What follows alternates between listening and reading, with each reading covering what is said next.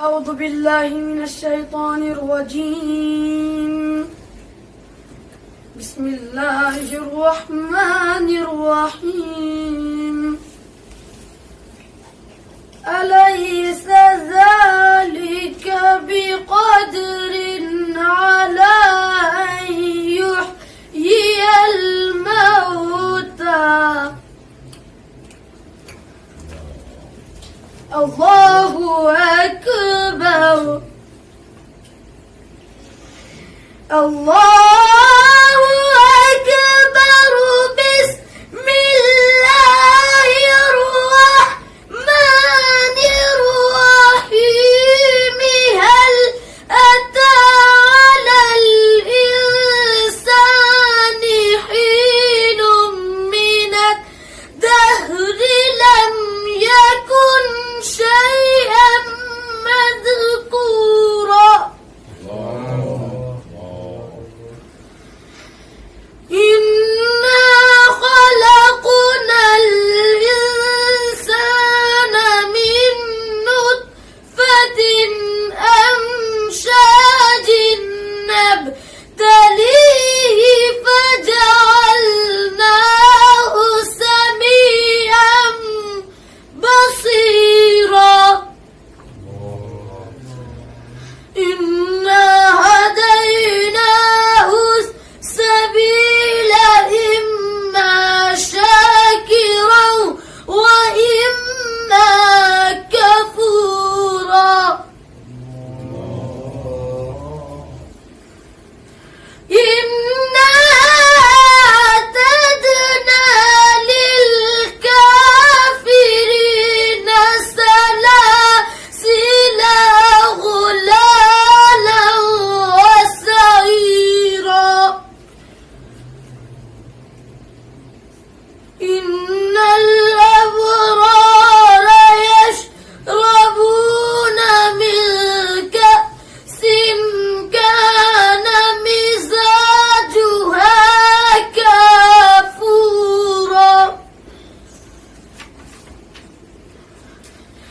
عينا يشرب بها عباد الله يفجرونها تفجيرا. صدق الله العلي العظيم. اللهم صل على محمد وآل محمد وعجل فرجهم.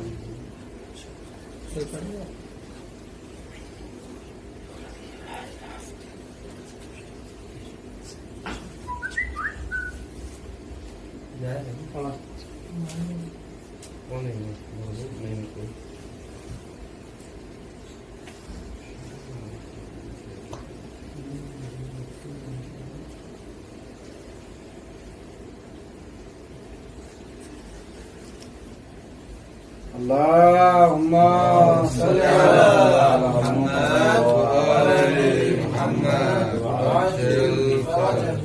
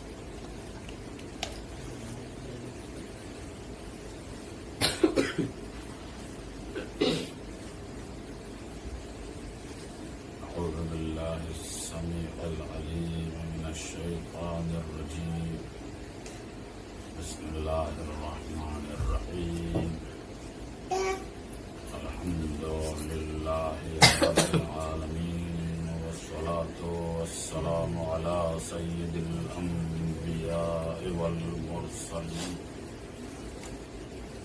المخاطب بطه وياسين العبد المؤيد والرسول المسدد أبي القاسم المصطفى محمد اللهم صل على محمد وآل محمد وعجل فرجهم وعلى آله الطيبين الطاهرين المعصومين المنتخبين المنتجبين الذين أذهب الله عنهم الرجس وطهرهم تطهيرا اللهم صل على محمد وآل محمد وعجل فرجهم واللعنة الدائمة الباقية منها إلى قيام يوم الدين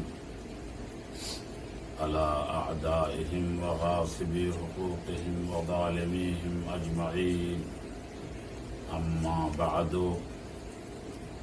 فقد قال الله الحكيم في كتابه الحكيم بسم الله الرحمن الرحيم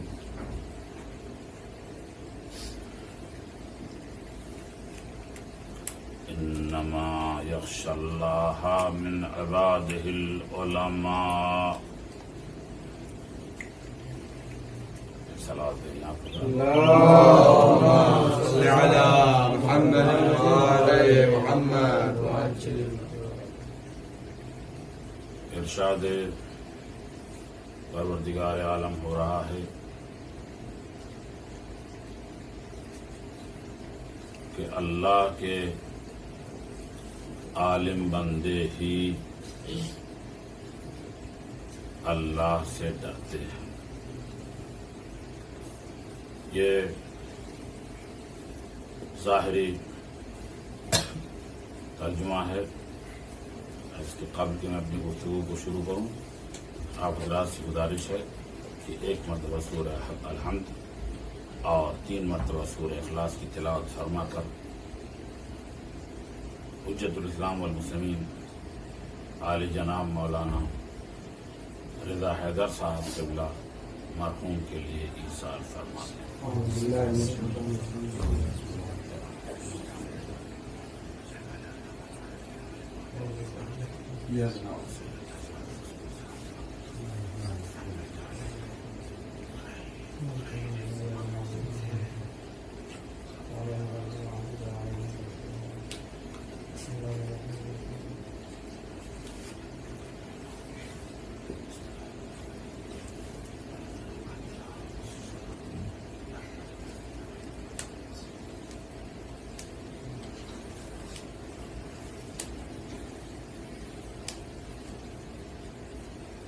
گفتگو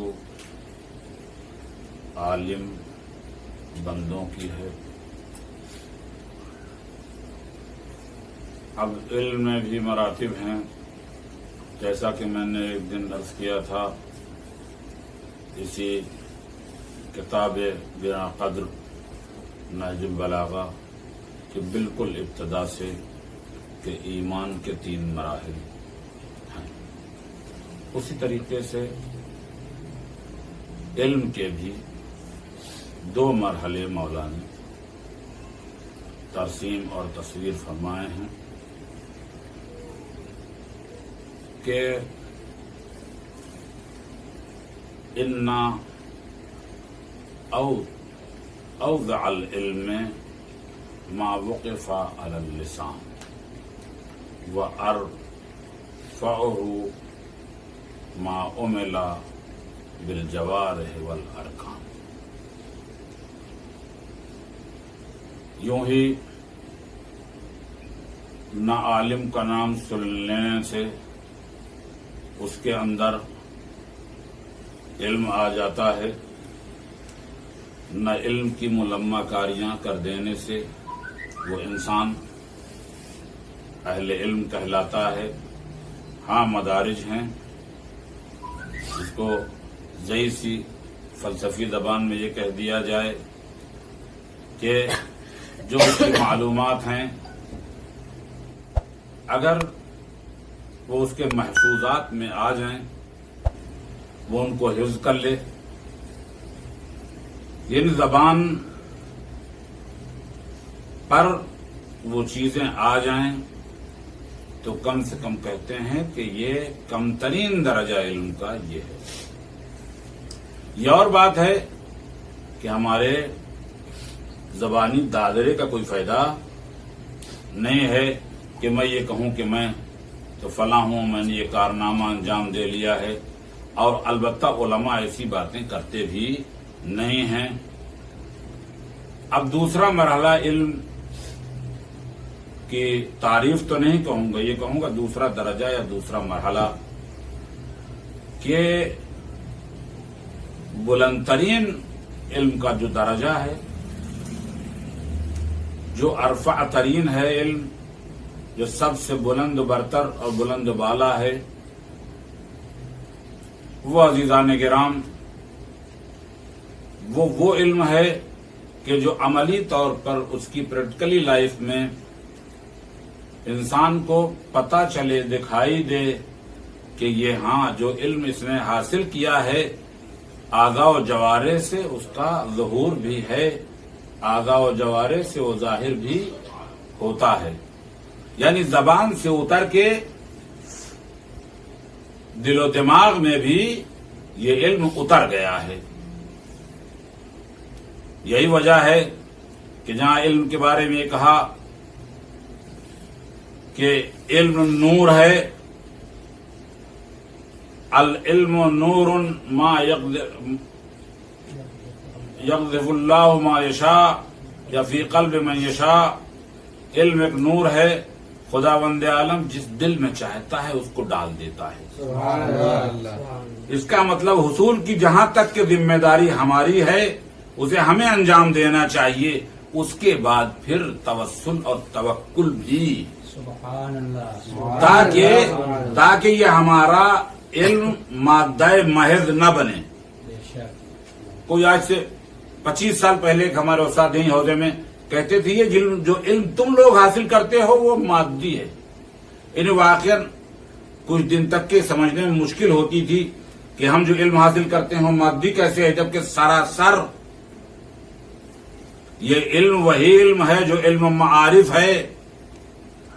وہ دنیاوی علوم اور دینی علوم میں جو تقسیم کیا تھا ہم نے کہ یہ دینی علوم ہیں تو یہ کیسے مادی ہو سکتا ہے.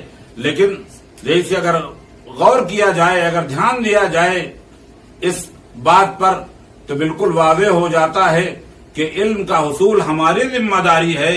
لیکن علم کے حصول کرنے کے بعد، علم کو یاد کرنے کے بعد، علم کو اپنا ملکہ بنا لینے کے بعد، اب اگر خدا بند عالم ہمارے دل میں نور علم پیدا کر دے تب تو وہ علم فائدہ مند ہے، ورنہ کچھ بھی ہو سکتا ہے، وہ علم میں نافع نہیں ہو سکتا ہے. اور جو علماء کی فضیلت اور اس باب میں آیا ہے کہ علم ایک ایسا فقیر جو عالم ہو اور اس کے علم سے لوگ فائدہ اٹھاتے ہوں، تو وہ کہہ رہے ہیں کہ وہ فقیر جو ہے بہت لوگوں سے افضل ہے، لوگ اس کے علم سے فائدہ اٹھاتے. اب بات کو بہرحال جو ہے وہ ایسا حصہ اپنے ہی ڈائیگرام کے اندر رکھا جائے تو اچھا ہے، ورنہ بات بڑھ جائے گی. پھر میں نے کیا عرض کیا کہ یہ جو ڈرتے ہیں اللہ سے صرف اللہ کے عالم بندے ہیں.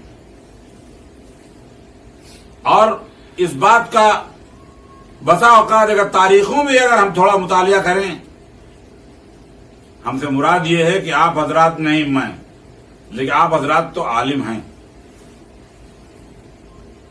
اور میری مراد بھی میرے سامعین اور حاضرین ہیں، سامعین و ناظرین نہیں.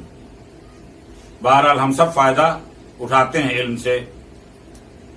تو کیا کہا کہ علم کہاں فائدہ پہنچا سکتا ہے؟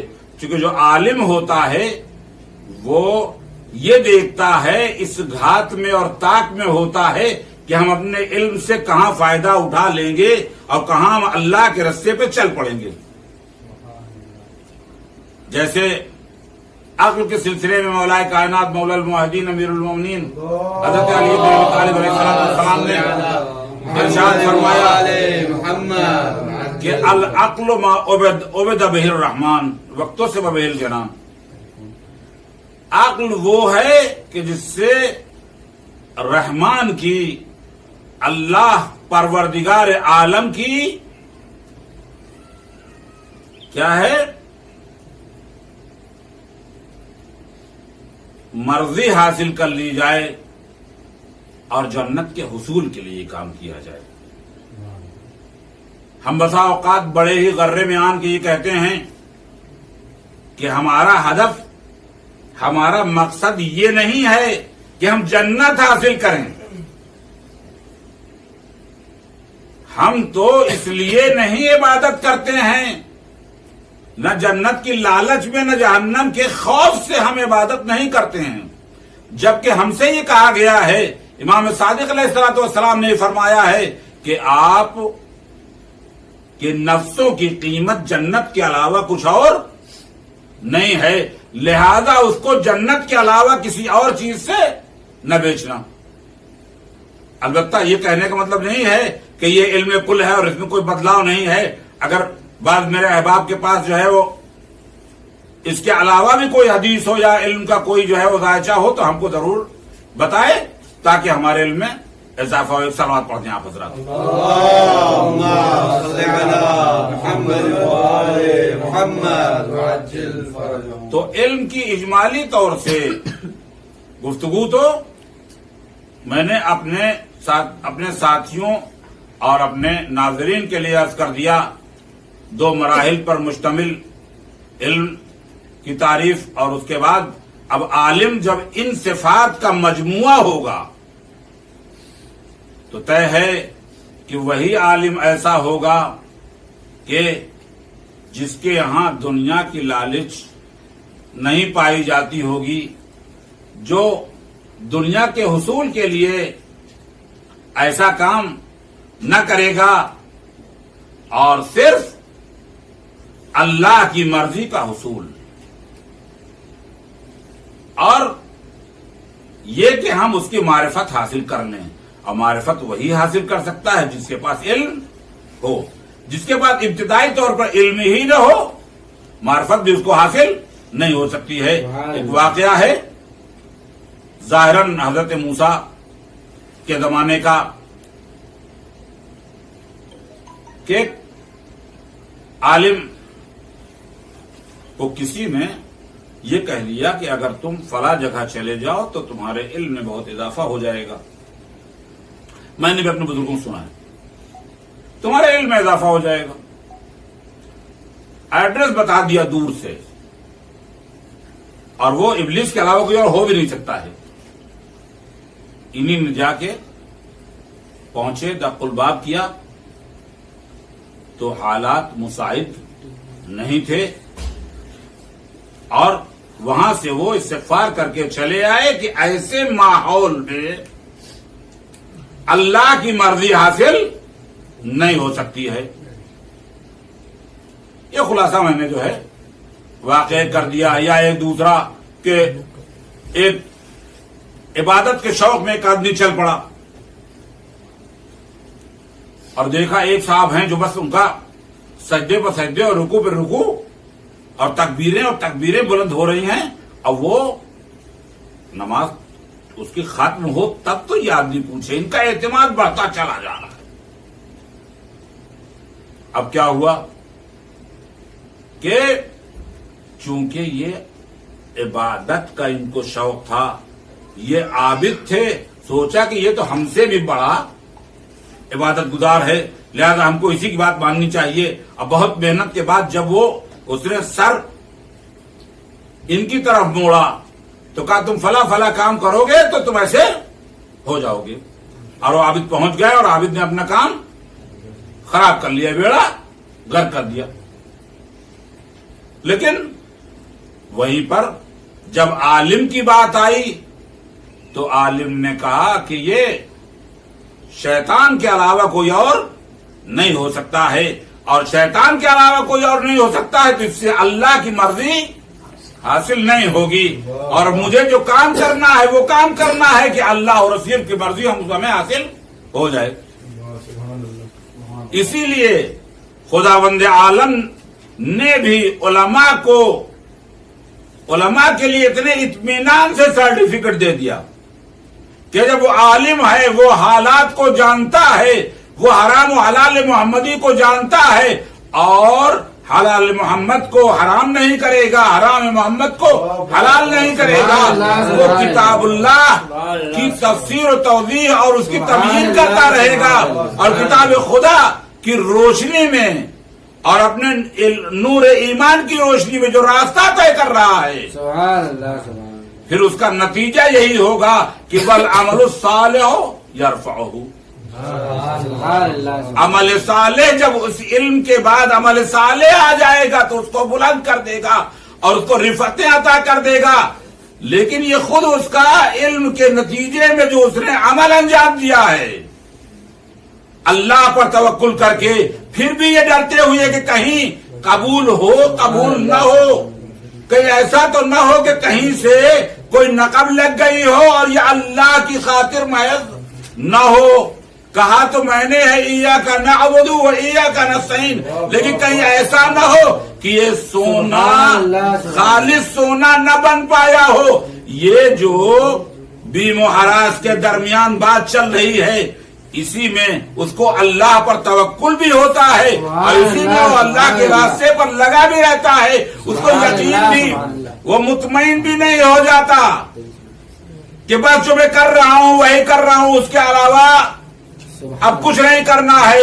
وہ ایک احتمال دیتا ہے کہ کہیں ایسا نہ ہو کہ یہ ہمارا کام کہیں غلط نہ ہو. بہت عمدہ قرات تو ہے لیکن کہیں ایک بلی کے لیے پوری قرات شہید نہ ہو جائے. صلوات پڑھتے ہیں آپ حضرات. تو عالم، گرچہ عالم بھی تین طرح کے ہیں. عالم ہے جو علم حاصل کرتا ہے، اس میں بھی ایک عالم ہے، ایک متعلم ہے، اور ایک وہ عالم ہے جو ہر سننے والے کی، ہر بولنے والے کی اور بلانے والے کی آواز پر چل پڑتا ہے اور انہی لوگوں کا مصداق بن جاتا ہے کہ یمیلون علی کل میل، جیسی ہوا چلی ادھر مڑ جاتے ہیں. اب اگر ہمارے درمیان کوئی ایسی بات ہو تو ہم کو اپنی اصلاح کر لینی چاہیے کہ ایسا نہ ہو کہ جس جو ہوا چل جائے ہم اس پر چل پڑیں اور جو خدائی ہدایت ہے اس راستے کو ہم چھوڑ دیں. سبحان اللہ سبحان اللہ سبحان اللہ. اب ایسے میں واقعاً جس عالم دین کی مجلس ہے، ایک زندگی نقاہت اور مریضی میں گزاری، لیکن ساتھ ساتھ اپنے فریضوں پر عمل کو بھی نہیں بھولے. اور واقعاً ایسا عالم کہ اپنے مشکلات کو بھول جائے اور دین خدا کی تبلیغ و ترویج کرتا رہے. خداوند عالم یہی چاہتا ہے کہ یہ انسان جو کہ میرا بندہ ہے، جو میری معرفت کے لیے پیدا کیا گیا ہے تاکہ مجھے پہچان لے تو سیدھے رستے پر چل پڑے. بس اس کی بھی ذمہ داری اس سے زیادہ نہیں ہوتی ہے. تو میں نے کیا عرض کیا تھا ابتدائی آیت میں کہ آیت یہ کہہ رہی ہے کہ البتہ ہو سکتا ہے کہ کوئی میرے کے ایسا ادنا سا تعلیم ترجمے میں آئے خلط ملط کر دے. ایک صاحب کو میں نے گنہگار کان سے سنا کہ کہنے لگے کہ یہ اللہ جو ہے وہ عالموں سے ڈرتا ہے.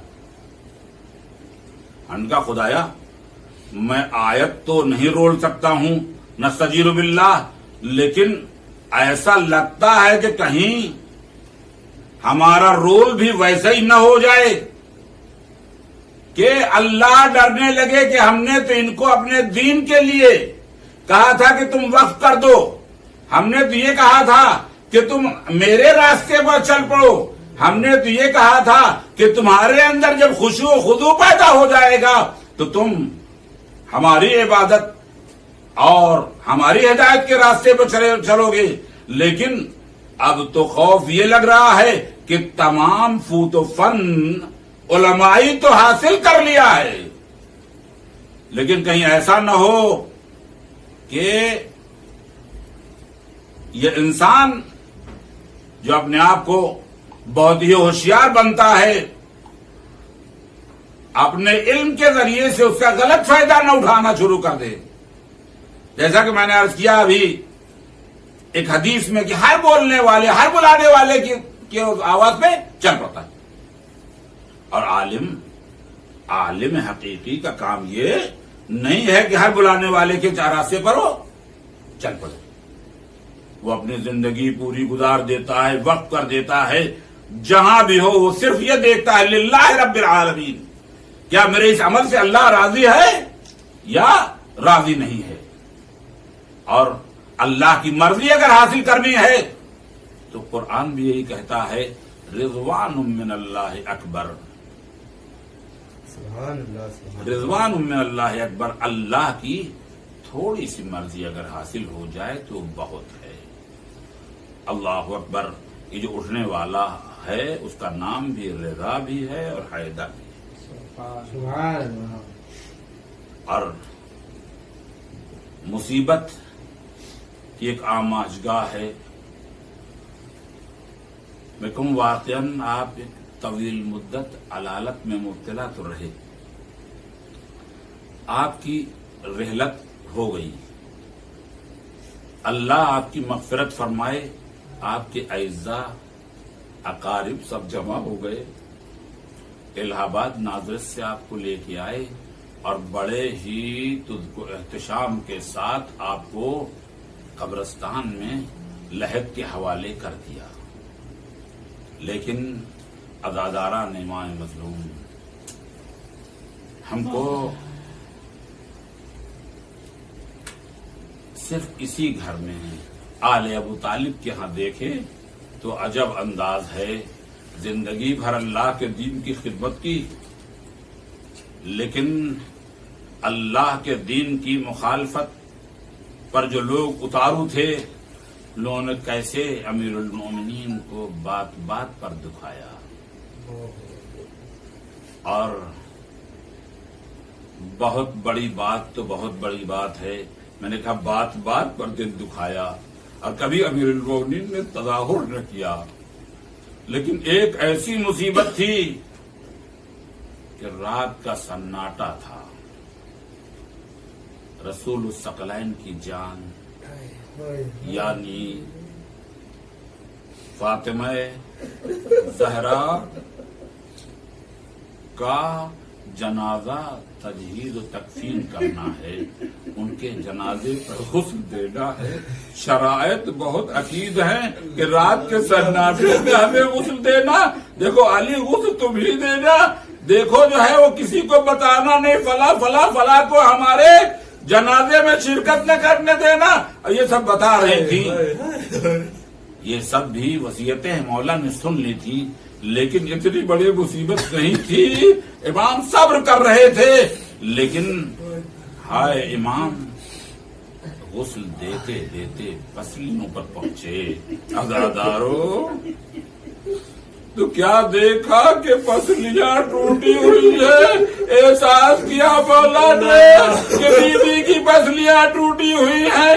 جیسے یہ دیکھنا تھا ایک مرتبہ خیبر کے معرکے کو سر کرنے والا علی، احد کے معرکے کو سر کرنے والا علی اب برداشت نہ کر پایا. چیخ نکل آئی. ایک مرتبہ سلمان نے کہا کہ اے مولا کیا ہو گیا؟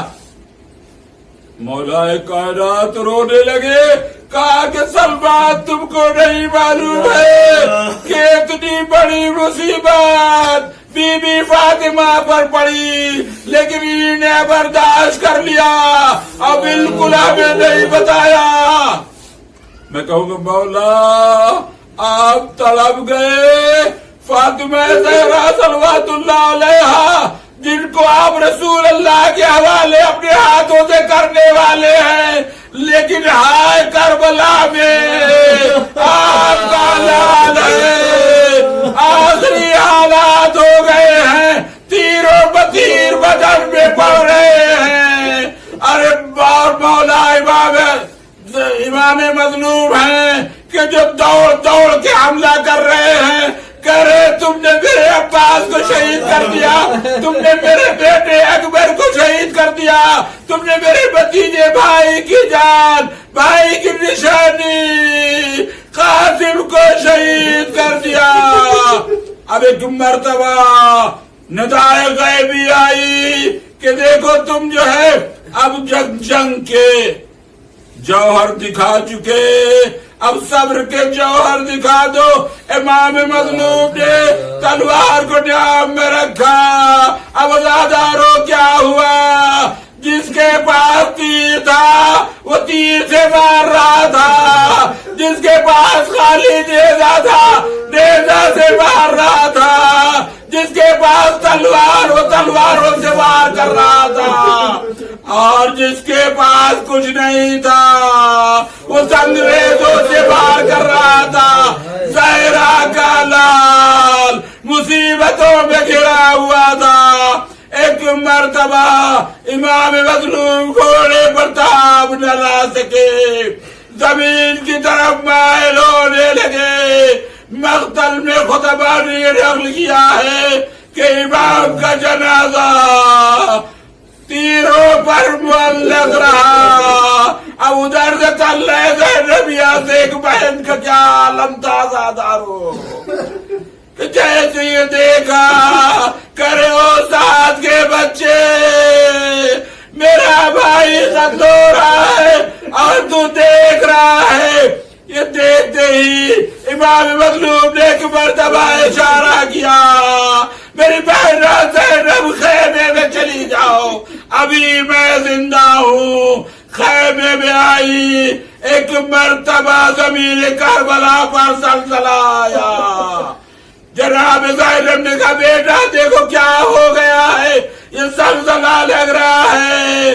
जनाब ज़ैनुल आबिदीन ने कहा वक्त के बीमार इमाम ने कहा कैफ भी अम्मा जरा पर्दा तो हटाओ, जैसे ही पर्दे का हटाना था कि इमाम ने कहा अस्सलाम वालेकुम या अबा अब्दुल्ला, कब भी अम्मा अब तुम्हारा आबिद यतीम हो गया, तुम्हारा भाई शहीद हो गया। वो सयालमुल लज़ीना ज़लमू अय्य मुनक़लबिन यनक़लिबून अला लअनतुल्लाहि अलल क़ौमिज़ ज़ालिमीन इन्ना लिल्लाहि व इन्ना इलैहि राजिऊन। बारिलाहा हमारे इस मुख्तसर से अमल को कबूल फरमा। बारिलाहा जो परेशान हाल हैं उनकी परेशानियों को बरतरफ फरमा, जो बीमार हैं उनको शिफाए कामिल व आजिल इनायत फरमा, जो इस दुनिया से अभी जल्दी उठ गए हैं और ख़ास तौर से मौलाना रज़ा हैदर साहब क़िबला मरहूम की मग़फ़िरत फरमा।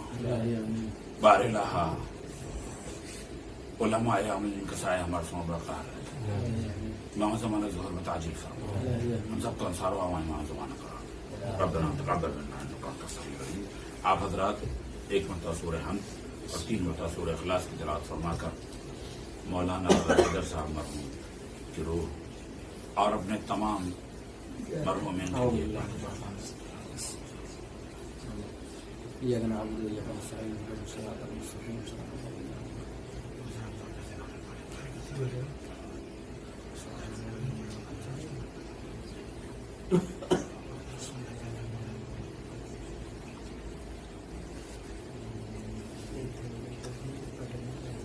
बात में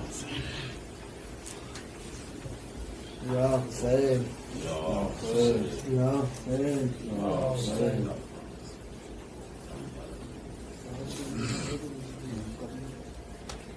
शाम वालों से ये आबिद ने कहा रो रो कर, एक दिया कब्र सकीना पे जलाना आकर। शाम वालों से ये आबिद ने कहा रो रो कर, एक دیا قبر سکینہ پہ جلانا کر. ہوگا احسان بہت آپ کا بھائی ہم پر، ایک دیا قبر سکینہ پہ جلانا کر. شام والوں سے عابد نے کہا رو رو کر، ایک دیا قبر سکینہ پہ جلانا کر. یہ وہ ہے عرش کے پالوں نے جسے پالا تھا، نور زادی ہے اجالوں نے اسے پالا ہے. اس نے دیکھے تھے کہاں شام کے ایسے منظر، ایک دیا قبر سکینہ پہ جلانا کر. شام والوں سے عابد نے کہا رو رو کر، ایک دیا قبر سکینہ پہ جلانا کر. دل کی دھڑکن اسے شبیر کی سب کہتے ہیں، ساتھ میں اکبر و عباس صدا رہتے ہیں. اس کے چہرے سے نہ ہٹتی تھی کبھی میری نظر، ایک دیا قبر سکینہ پہ جلانا کر. شام والوں سے یہ عابد نے کہا رو رو کر، ایک دیا قبر سکینہ پہ جلانا کر. دیکھ کے گھر میں اندھیروں کو یہ گھبراتی تھی، سن کے آہٹ یہ ہواؤں کی بھی ڈر جاتی تھی. آج تک یہ نہ رہی تھی کبھی تنہا گھر پر، ایک دیا قبر سکینہ پہ جلانا کر. شام والوں سے یہ عابد نے کہا رو رو کر، ایک دیا قبر سکینہ پہ جلانا کر. کون سا پیار تھا اس نے جو نہ پایا بھائی، اس کو حوروں نے بھی گودی میں کھلایا بھائی. پیار سے اس کو سبھی کہتے تھے جانے مادر، ایک دیا قبر سکینہ پہ جلانا کر. شام والوں سے یہ عابد نے کہا رو رو کر، ایک دیا قبر سکینہ پہ جلانا کر. پھول کی طرح ہمیشہ ہی رہی ہاتھوں میں، 10 محرم سے نہیں سوئی تھی یہ راتوں میں. سو بھی جاتی تھی تو اٹھ جاتی تھی ڈر کر خواہر، ایک دیا قبر سکینہ پہ جلانا کر. شام والوں سے یہ عابد نے کہا رو رو کر، ایک دیا قبر سکینہ پہ جلانا کر. یہ کبھی سوئی نہیں باپ کے سینے کے سوا، دن میں ہر وقت لیے رہتے تھے گودی میں چچا. پڑھتی تھی ساتھ میں پھوپھیوں کی نمازیں اکثر، ایک دیا قبر سکینہ پہ جلانا کر.